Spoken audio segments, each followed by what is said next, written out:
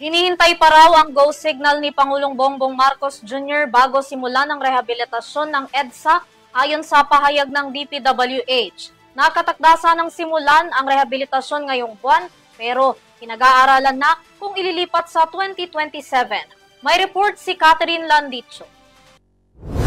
Ilipat ang rehabilitasyon ng Epifanio de los Santos Avenue o EDSA sa taong 2027 na sana'y magsisimula noong buwan ng Hunyo ayon yan sa Department of Public Works and Highways o DPWH.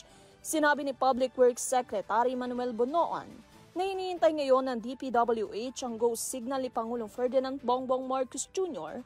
para ipatupad ng ahensya ang mga rekomendasyon nito na gumamit ng non-conventional construction technology para ipatupad ang rehabilitasyon ng EDSA. Ani pa Bonoan batay pa umano sa Pangulo na ayaw nitong mapahaba ang pagsasara ng lane sa EDSA. Sa orihinal naman na plano ng EDSA ay muling itatayo ng lane by lane ang bawat isa na papalitan ng bagong kalsada. Pinag-aaralan rin ngayon ng DPWH ang pagproseso ng oras at galaw kung saan nilalagay ang isang layer sa ibabaw naman ng EDSA.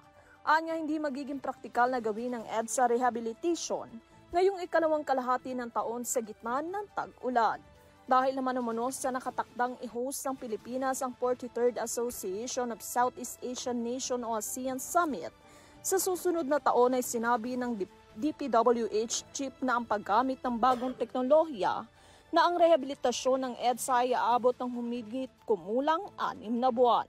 Kaya naman asahan umano ayon kay Bonoan na magkakaroon ng kaunting pagbabago sa budget. Tinatayang nagkakalaga naman ng 8 billion pesos at 17 billion pesos ang buong proyekto. Para sa RTV News, Catherine Landicho, sumasaludo sa bawat Pilipino.